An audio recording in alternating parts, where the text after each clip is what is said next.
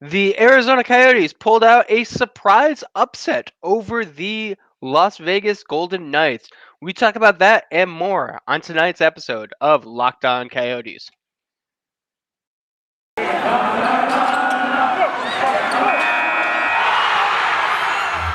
Locked On Coyotes, your daily podcast on the Arizona Coyotes, part of the Locked On Podcast Network. Your team every day.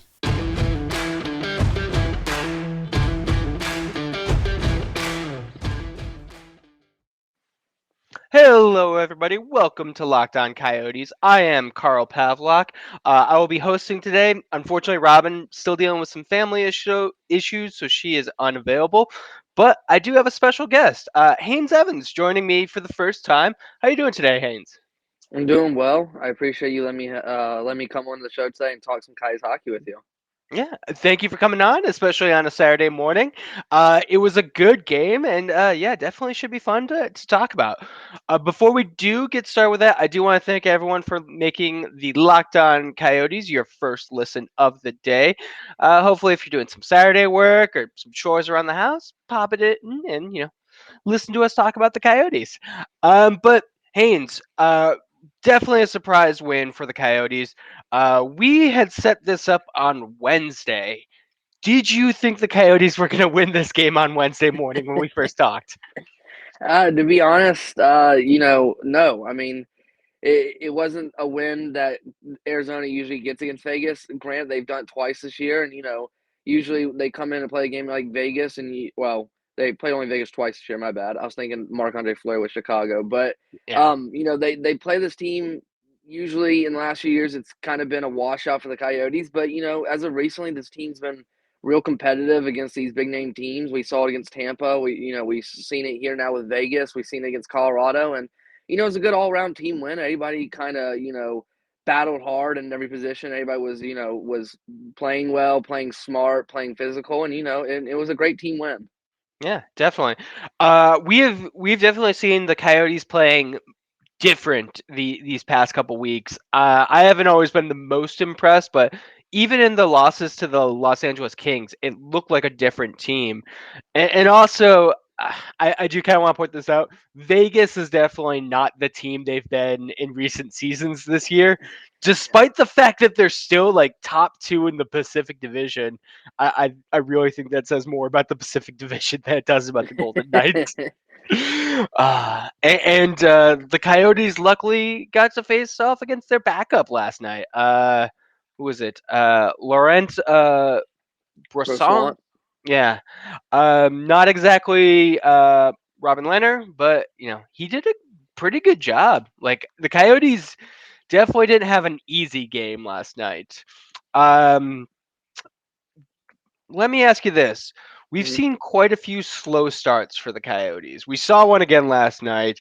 They failed to get anything going on like their power play. They took two really sloppy penalties to start off. Is Has the second period implosion moved to a slow first period? Is that kind of what we're looking at, or what do you think about that? Yeah, we've seen that a lot as recently, like you said. We've seen we've seen some hot starts, but we've seen the team quickly give a goal. LA twice and back to back games there, and you know it's kind of a mystery at times when the Coyotes are going to implode. It sometimes seems like for the most of the season it's been the second period, but LA that first game a couple nights ago was a third period implode and just could not stop LA once they got rolling. And but like you said, it's been a lot of first period blunders for the Coyotes recently.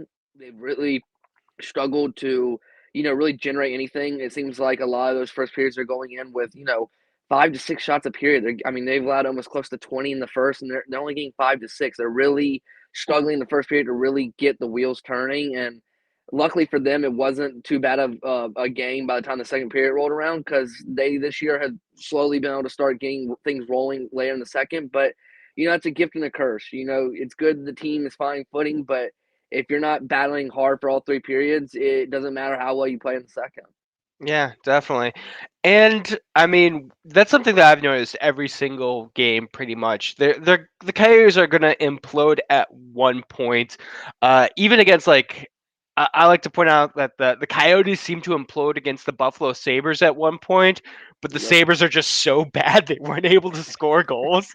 But like that lopsided shot total is definitely a key factor in the implosion. But let me kind of go down the numbers. First period, Vegas outshoots the Coyotes 16-9. Second period, Coyotes outshoot the Golden Knights 13-12. Third period, Vegas again, 16-10. So not really what I would call an implosion. Like that's kind of tight. Like you know, giving up seven more goals than you, or shots than you take, definitely not ideal. But not like the 16-5 implosions that you talked about that we've Yep. seen before. Do you think this team is getting better, or they just caught the right opponent on the right night? I think they're actually getting better. Some people may hear that and think you're crazy. It's a lucky thing, but I really think they've gotten more comfortable with each other. They've really grown and kind of have gotten comfortable with Torini's role, new kind of system, his coaching role, and all that. And that's a big thing too. Is this team did have to learn a whole new system, something that they weren't familiar with under Tocchet, and in the last few games and the last few weeks, actually, they've really found that footing. They've really got it going, and you see them more competitive in a lot of games. They really know what they're doing out there. They seem more comfortable to play. Guys like Nick Schmaltz are benefiting from it now. Clayton Keller has really benefited from this. Lawson Krause. I mean, they look way more sound out there. Now, granted, there's still blunders, there's still mistakes, and we have to realize this team is made up of a small group of young guys, and then it's made up of a lot of aging veterans who are on the last end of their careers. And so you're going to have those blunders. You have rookies as well, like, Ilya Kolchonik, and you have J.J. Moser and Dyson Mayo. You have guys that are going to still mess up along the way. But, overall, from what I've seen and statistics have shown, this team has really, really grown in the last few weeks of the season. Really, the last month or so in the season, they've really grown as a team, and they've embraced that new role, and it's showing. They've really developed that new system under them, and, yeah, I think they're going to remain competitive in a lot of games coming up. Definitely. And I mean, speaking to what you're saying, one of the things that I want to point out is Nick Schmaltz, who you mentioned, got two goals last night. One was an empty netter, but he has 11 goals so far in the season. Six of them have come in the month of February. Now, he was sidelined for a lot of November, so I understand that being the slow start, but what do you think is making players like Schmaltz like really step up in this latter half? Is it all buy-in? Is it comfort? Is it just a combination of everything? What do you think?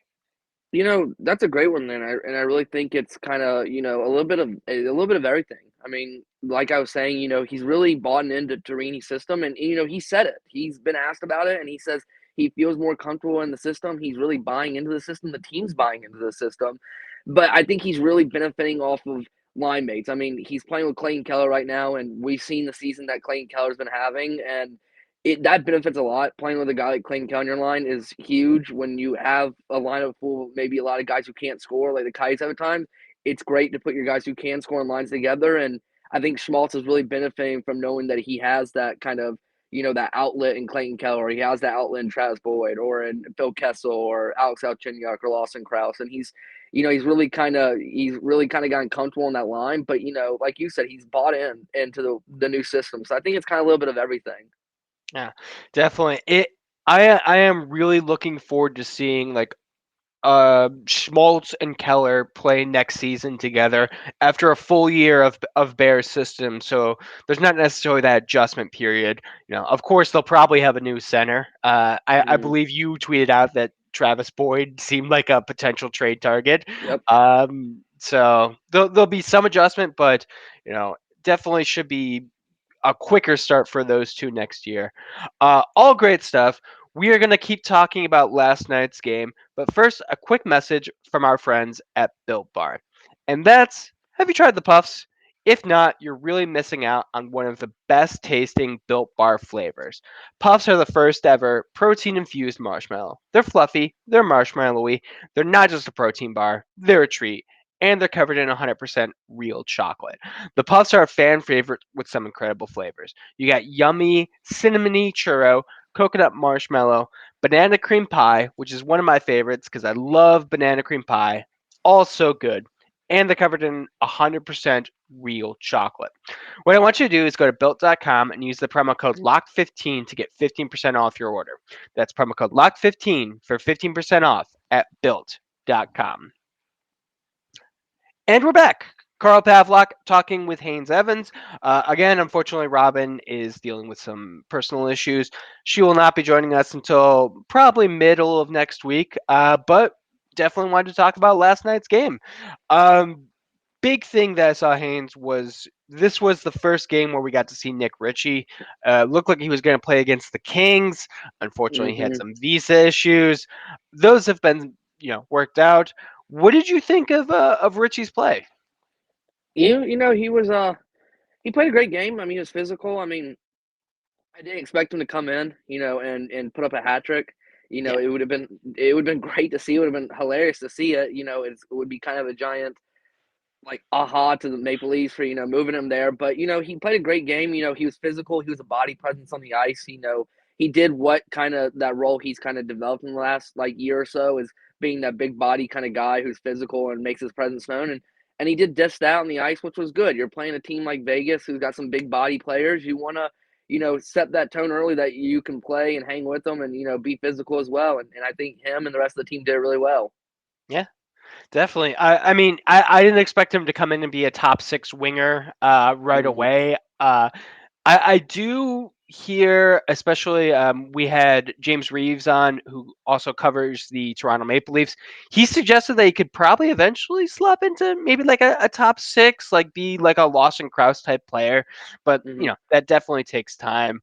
Uh, the one noticeable like mark I would have against him is he almost immediately took an interference call. Like I think I his know, first shift. right in the beginning. I was just like, "What are you doing, Richie?" Like, delivers a I was like, man, that massive was a hit. great start. I saw that. Yeah, And I was like, man, that's a great start to this Coyotes tenure here. yeah, but he seemed to kind of to turn things around from there. Limited ice time. I think he just had 11 minutes 14 seconds, 2 minutes of power play time, which is pretty good. But Hmm. he's on a whole new line. Kind of expected to see a little bit of time for him to really find his feet. Was there any other Coyotes player who you thought really stood out that we haven't talked about yet? I thought there were some good games all around. Scott Wedgewood honestly was outstanding. 44 shots he faced, made 43 saves. Last three starts, he's looked great. Sadly couldn't pick up the win there in LA, but he's looked amazing these last three games for the team. And he looked amazing again last night. And Shane Gosper looked great on defense. Jacob Chikrin looked very good on defense last night against Vegas. And you know, honestly, Clayton Keller looked amazing. Clayton Keller keeps it going. Is there not a night you don't hear this guy's name being mentioned for something? So there was kind of applause around for everybody, but a guy who really stood out for me was honestly Scott Wedgwood. hmm I was a bit surprised to see Wedgewood get the start, especially after starting against the Stars and the Kings. I Hmm. thought they would have gone with Vimelka. Why do you think the team went with Wedgewood? Yeah, I would have thought they would have gone back with Melka too, but usually, and you see it a lot in the NHL. Goalies have those games like LA. It's a close one. You lose it's a last minute heartbreaker there, and goalies are fired up. They're passionate about that kind of stuff.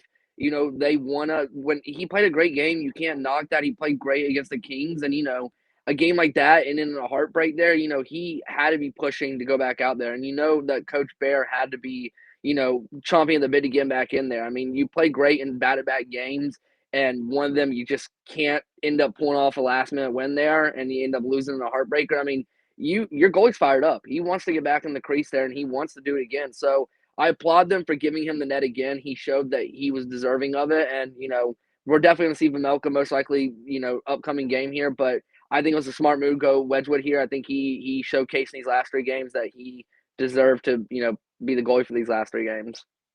Yeah, I mean it's really hard to argue. I would have liked to have seen like a win against the Kings because I always want to see the Coyotes beat the Kings. But Yep. I mean I understand why they put in Wedgwood for that one. He did really good against the Stars. Um, Do you think they keep things going and play Wedgewood against the Winnipeg Jets on Sunday, or do you think that one goes to Vemelka? I think it's a toss up there. I'm going to personally go Vimelka. Wedgewood, like I was saying with the loss, he wanted that. He felt good. He wanted to come back. And, he had a great win against Vegas, and you would think you'd roll right back with them. But, three straight games for him, played amazing in all three of them, snagged 2 of 3 wins in those 3 games. And, after something like that, I think he deserves a rest. I mean, he played great. He's not going to be upset if they decide to roll Vimelka. It's a goalie tandem after all. With no clear starter, you kind of have 2 backups that you're kind of bouncing around with here. And so I think Vimelka is the option to go with here. But, if for some reason Coach Bear decides last minute to go with Wedgwood, I mean, he's making a good call whoever he goes with. We know that both guys have played well against Vegas, have played well this season, and we know that Vimelka's played really good against Winnipeg. So it's a toss up to see what ends up happening here. Yeah. I looked it up. The Coyotes have played the Winnipeg Jets twice this Hmm. season. Both times Vanilka started.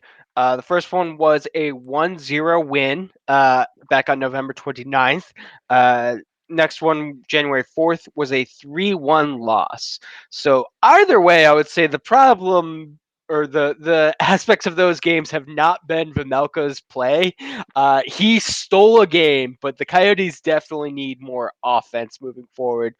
And I really don't think there's a wrong call that they can make with goaltending tomorrow from when we're recording this, because like you said, Wedgwood's hot right now, but Hmm. Vimelka has historically played well against the Golden Knights.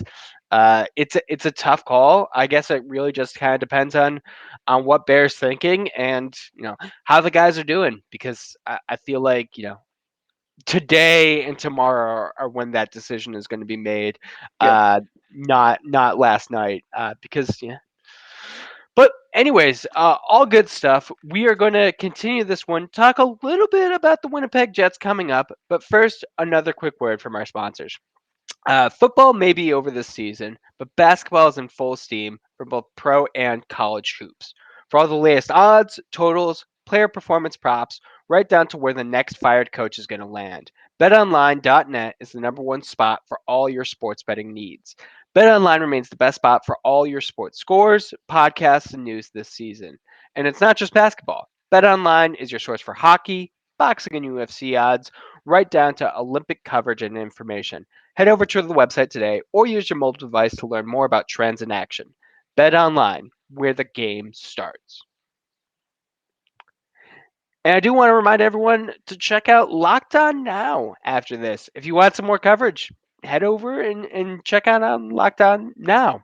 It's a great spot or great podcast, one of our sister shows, so definitely something to check out. And this is Carl Pavlock, joined by Haynes Evans, talking about tomorrow's game against the Jets. Matinee game. Like I said, Coyotes have had a mixed results against the Jets so far. What do you think they need to do this tonight or tomorrow to get the win? Yeah. Winnipeg has, they haven't had the best seasons right now. They're currently sitting fifth or sixth in the Central Division right now. They're struggling this season. They're not having a great year, but they still have weapons. Connor Hellebuyck still looks great in goalie. Kyle Connor has got 56 points this season. He is absolutely on fire. Blake Wheeler's still getting it done at his age, and Mark Scheifele. I mean, they have a list of great guys to go against, and I feel like the Coyotes and Jets in the last years has always been such an entertaining matchup to watch. It's the original franchise versus the revamped franchise, and it's always such a big game, and there's always so much tensions between the two. And I'm expecting a good one. Like you said, Vimelka in the first two, a 1-0 and a 3-1 loss. I mean, they didn't look terrible in those first 2 games there. I mean, you can't knock Vimelka for either one, and they just couldn't get they couldn't keep Winnipeg off in the second game and get another 1-0 shutout there. But I'm expecting a good game. I'm expecting two teams that uh, aren't honestly Arizona not going to the playoffs. Winnipeg probably not going to happen, but they're not out of it yet. So I'm expecting a hungry Winnipeg team coming in, but I'm expecting a Coyotes team that it's got a little confidence in their shoulder. They've been playing great the last month or so, and I'm expecting a Coyotes team that's going to come in and they're going to battle hard as usual. They're going to hit a lot. You might see Liam O'Brien get into a fight. Probably will lose it, but I'm expecting the team to really come out there and really just play like it's the Stanley Cup is what the Coyotes just got to play every game as. Just treat it like you're playing the finals. The only way to keep your guys motivated, especially for these next few years while you're rebuilding. Absolutely. And I mean, the Jets are a Central Division rival right now. Mm-hmm. So the Coyotes should treat this one like they would play the old games against the Kings. Honestly, the thing that I think the team needs to win this one is some kind of consistent offense. And that is why I have a little bit more hope for it now. Like the last two games, like I said, one was in November, one was super early January. We already talked about how Nick Schmaltz has had like half of his goals that he scored have been this month of February. So, like, if they can come in with like a hot Keller, a hot Nick Schmaltz, and get some goals, I think they have a real shot. And just not let Vamelka or Wedgewood, whoever's in net, carry the game because I don't know, it's just not a recipe for success. Um, here's a fun one. Do you think the Coyotes could score a power play goal? Because that's been exceedingly rare. They got one against the Stars, but I think that came after 6 games, 5 or 6 games without one. Like, what do you think it needs to get their man advantage going? I mean, boy, you're not wrong. Ryan Coyotes corner. I can't tell you how many times I write. What went wrong was the power play. I mean, this team can't capitalize on the power play. Most games they can't stop the team on the power play. Yeah. And that's been the Coyotes' issue this year. Being a man up and being a man short seems to be a hinder to the Coyotes. And like you said, they scored against Dallas. It was the first one in about I think 6, maybe 7 games. And you got to first off, you got to shoot. I mean, if you want to score, you got to move the puck around. You got to shoot. Too many times I see this team try to get something generated. They end up turning the puck over, gets clear out of the zone, and it happens 2 or 3 times in the power play. And then before they can really get something going, the power play ends and goes back to even strength. And that's something that's hurt the Coyotes a lot this year. Is just kind of generating a successful puck movement around, keep it in the zone, be smart. You don't have to force anything. You can work it around. You got the 2 minutes to work with, and if they can do that and they can generate a couple more shots on net, really get in front, make tips. I mean, we could easily see this team score a power play goal one every 3, 4 games if they would shoot a little bit better, move the puck a little bit better. And I understand that they're working on that, and it's got to frustrate Coach Bear, but those are the times when you really are not guaranteed a goal, but it's your highest chance of scoring a goal. And when the team is struggling on the man up to put one in the back of the net, that's a little concerning. Yeah, and it does seem to come at like they get these opportune power play times where they can either Mm-hmm. tie things up or stop the momentum or like build off it. Like Mm-hmm. uh, Schmaltz scored. Actually, no, I think that was Gostisbehere's goal. There was a power play that came almost immediately afterwards, and they could have like really like made the Golden Knights pay, but they just couldn't do it. And when you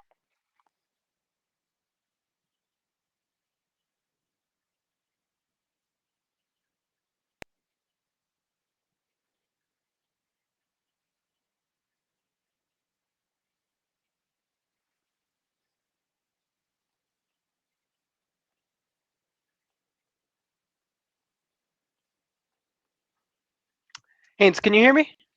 Yeah, I can hear you. Okay. Sorry about that, everyone. We had some technical issues. Always fun thing for a Saturday episode.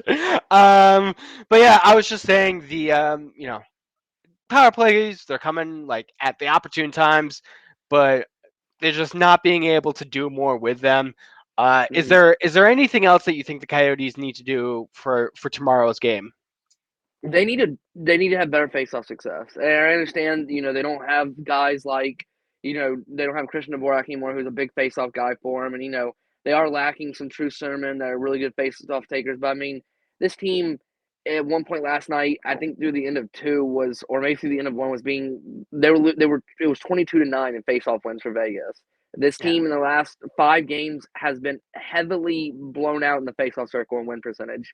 Last night they had they were 40.4% in faceoff circle. Vegas is 59.6% in the faceoff circle. Those are key moments too. Just like the power play, when you're in the zone late in a game, like maybe say LA, and you have a last stand faceoff inside that faceoff circle, you need to win faceoffs like that. Losing the faceoff is going to get the puck cleared out of the zone. That is going to kill all the momentum, and especially if it's a last second thing, that has got to be the most beneficial part of your game is winning faceoffs. Your offense starts in generating play starts from winning faceoffs. Yeah, definitely. And honestly, I think that is probably one of the biggest underlying problems for the Coyotes this year. Mm-hmm. Just one that's not talked about as much because there's so many other like very apparent problems with the Coyotes. Yeah.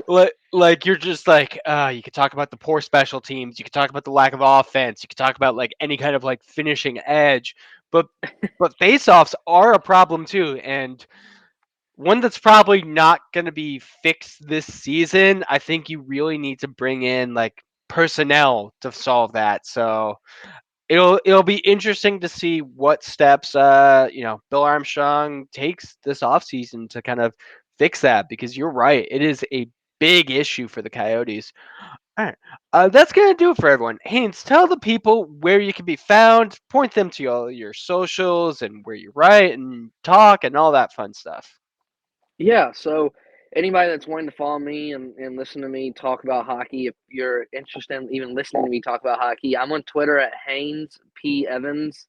You can also find me on the Hockey Writers. If you go to the Central Division page to the Arizona Coyotes, you can find my work there. Click on my name, it'll take you to my author page with all my articles. I also do the Chirping Yards podcast with 3 other Coyotes fans with Chase, Tyler, and Grandy is great. We put out stuff all the time on Spotify and Apple Podcasts. I'm also on YouTube with the Hockey Writers Howlers and Growlers. Carl has been a guest on there quite a couple times. I I do that have. with Pat Brown. So yes, you're one of our regulars on the show. We appreciate it all the time. But Yeah. yeah, y'all can check me out there. I'm pretty active on all. Trying to get out stuff more frequently, rhyme basis, and I try to interact and communicate with everybody through social media. So if you want to give me a shout out, you want to say hey to me, you can always message me out on social media, or you can always reach out to me elsewhere. But that's it. Thank you for letting me come on, Carl. I really do appreciate it. Oh yeah, definitely. Make sure you give Haynes a follow. Check out all the stuff. Like you said, Howlers and Growlers, really fun podcast where we get to drink beer and talk about Mm-hmm. hockey. One of the few times they encourage me to drink beer while talking about hockey. Normally, that just leads to bad things. But follow me. I am at Carl Pavlock FFH. You can also follow me at the word 5, number 4, word howling for 5 for howling. LO_Coyotes to follow this podcast. We're also on Instagram, Facebook, all of the places where you can find podcasts. We are there. Hope everyone enjoyed today's show and special guest Haynes Evans. Hope everyone's staying safe out there and the trying times that we're now living in. And don't forget to howl on.